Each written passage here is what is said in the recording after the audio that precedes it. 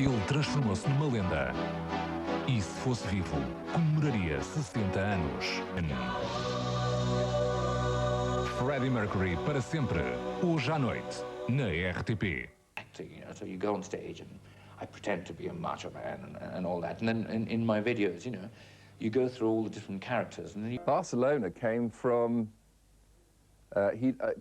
Fred, much more than me. He had already performed this with Montserrat Caballé and had fallen in love with Montserrat and all the things that surround her. You're dealing with two of the greatest performers in the world in their own sphere. And what you've got is them standing next to each other, and you've got one of them doing what he does, and another one doing what she does, basically all over each other. And it was fascinating to watch the way they integrated themselves. Not scared of doing what I want to do. I was actually living, in a way, a false image of myself, you know, and now I'm not worried. Redecorated a place, a club in Munich called Henderson's, and took great care on all the details. Everything had to be in black and white, and I think an amazing amount of money was spent. There was like black and white tables and black and white roses, and you know, from the ceiling, and it looked fabulous because Freddie, you know, was a great interior designer. Then Freddie said, now that it looks so good, we should make a little video of it. And we were talking about, and usually what do you do if you have a birthday party? You take out your home video camera and make a few shots. But he said, well, that's not enough, darling.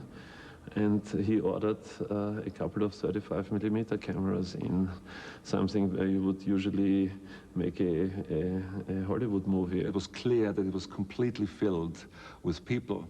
So what we did at the time, which was pretty new, is we had a special track built, which was put up on the ceiling with a tracked camera, so we could go all the way, and also most of the movements that you see in the video is done by that, because it would not have been possible to lay tracks on the floor, of course not, but even go through the masses because it was so full. So we had one camera like that, which was operated by joysticks and, you know, in a separate room, and then we had two more cameras just trying their best on getting a crazy scene.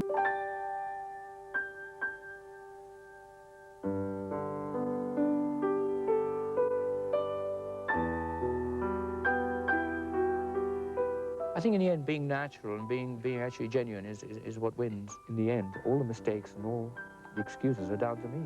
I'd like to feel that I'm just being my honest self. I don't give a shit what people say about me. I don't regret any of the things I did. I'm just me, you know, I'm just me.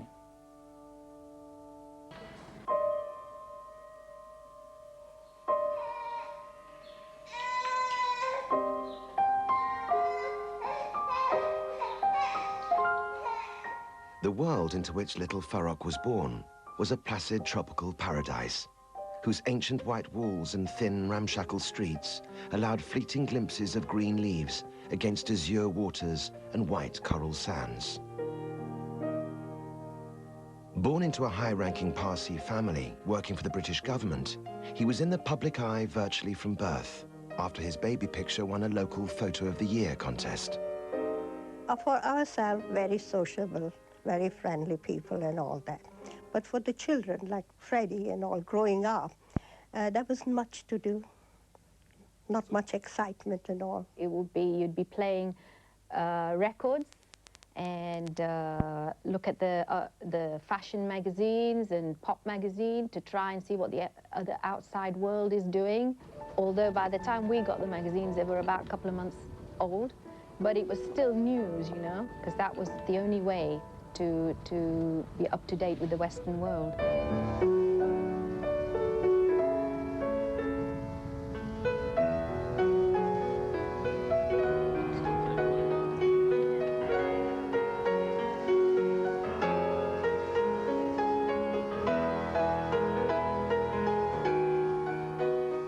Farrokh's yearning to see foreign lands was granted at the age of 8½, when his parents decided that his education would be better served by a spell in an Indian boarding school. In the summer of 1955, he set sail on an epic journey across a vast expanse of ocean, leaving all that was familiar behind him. Farooq Balsara came to St. Peter's as a boarder from Zanzibar in the year 1955. The exact date on which he came was the 14th of February. He was good in sports, music, and art, and he soon came to be known as Freddie. Unfortunately, Freddie left St. Peter's on the 25th of February 1963, having failed in the Class 10 examination. A thorough route through the original school journals reveals that Freddie acted in a variety of plays, more often than not playing women's parts. At school festivities, he began singing in public, wowing the assembly with standards like O Sole Mio and The Champ of the Gypsies. He was an accomplished boxer, a good singer, an outstanding pianist, an unbeatable table tennis player, and a thoroughly mediocre cross-country runner.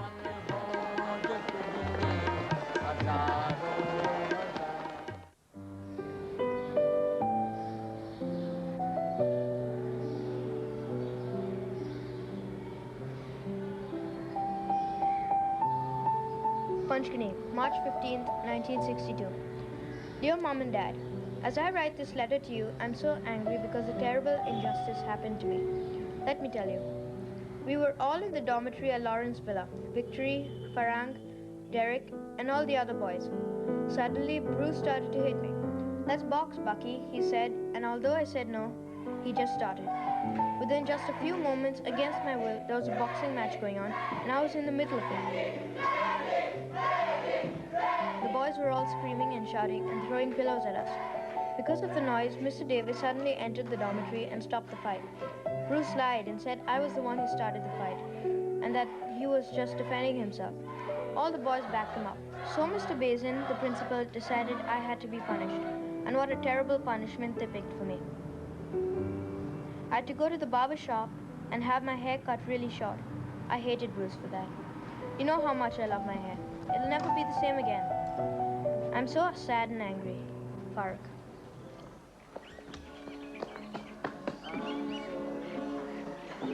We're standing here today on what I consider hallowed ground. This is the stage and the hall of St. Peter's High School, where Freddie and the Hectics first started the band as well as the show. Believe me, I have goosebumps going up and down my arm and chills down my spine because I'm going back almost 40 years. They practiced in the hall. Elvis Presley, Pat Boone, yes, were there, but the Hectics were here in flesh and blood for us, and that was wonderful. There was Freddie on the piano, Victory on the drums. Farang played the bass. This bass was a unique instrument. It was a tea chest, literally a wooden tea chest with a bamboo on one end and a wire, or maybe 2 wires, I can't remember. Only one string there was. Only one string. And that was the bass they used in those days, but they made wonderful music.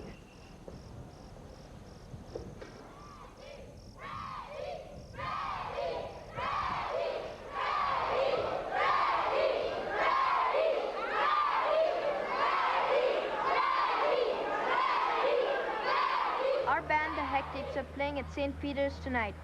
Better be there. Hi, folks. Live at St. Peter's Punchkani, the Hectics.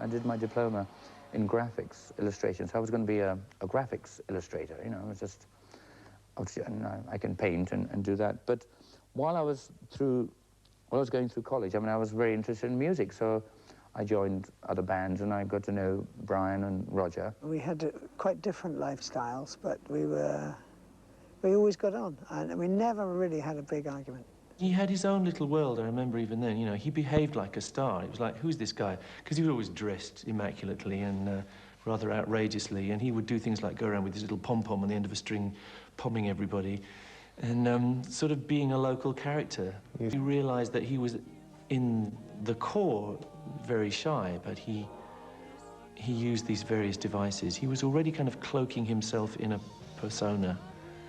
you know, being something rather larger than life. And everyone treated him like he was kind of a star, although he wasn't. I like the whole world to listen to my music, and I want anybody and everybody to come and listen to me and look at me when I'm playing. With hindsight, looking back, you'd think he must have stood out. He must have been the leader of the gang, and he wasn't really, because his nature was actually very kind and gentle, actually relatively quiet. There was a trend earlier on, a few years ago, you know, with the punk movement or whatever. They said, "Oh, we want to play to the small audiences because we're being intimate and all that." Load of rubbish. I mean, everybody who wants to be a star wants to play to the biggest audience. Freddie had, you know, great taste, and you know, the sort of surroundings of his beautiful home sometimes led to a really rather sort of relaxed, sophisticated evening. But other times, yeah, there was a you know, the odd wild moment, which I think need to consult my lawyer before talking about in great detail. Freddie knew how to give a party. Nice memories, though.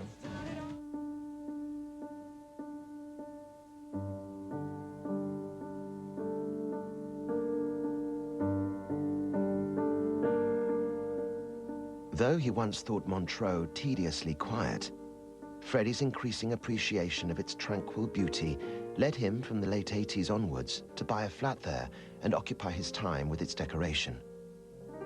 This distracted him partially from the far more serious matter at hand. Though they all heard about it in different ways, the news that Freddie was HIV positive was equally devastating for all those close to him. I received a telephone call from Freddie's GP to say that he'd had no response from telephone calls and would I remind him to call, which I did. Subsequently got calls back saying I still haven't had a call from Freddie. So I pursued, and in the end I was told why the GP needed to speak to Freddie. And I felt my heart fall out of my boots. I suppose anyone's immediate reaction is, "Oh my God, are you sure?" Yes, I am sure, darling. I have the best doctor, the best of everything. And you know, a natural reaction, I suppose, is to say, "Well, let's find somebody else." You know, and he then just said to me, he said, "Well, listen, the door's always open if you want to leave." And I suppose my reaction was, I just looked and said, "Listen, don't be so silly. I'm not going to walk all over something like this." One of our visits, family visits, we were in his bedroom, just me and Roger, and he just told us. I was in the kitchen on my own, and he came down from upstairs, and he just said, "Well, look, I've got something to tell you." I says, "Yeah, okay." He says, "Look, you know I'm sick, don't you?" And I said, "Well, yeah, I've got a good idea." He says, "And you know what it is?" I said, "Yeah." He says, "Well, that's it. You know, that's it. It's not going to be talked about anymore. We do not speak about it anymore." And then at one point he decided to just sort of invited us all over to the house for a meeting. So, and he just sort of told us, you know, the absolute facts, the facts that we were really starting to realize anyway. And really that produced a coming together, a closing of the ranks. The way he was telling me that, you know, I am a seropositive, he says, and I developed the illness.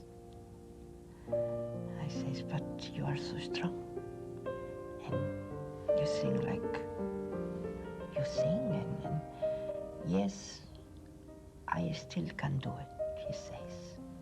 "But it comes a moment no more, and I know that. And I want you to know, because it's my duty to tell you this." I says, "No, it's not duty. But I am very thankful that you have told me, because that means I have your friendship, and this is most important as anything to me."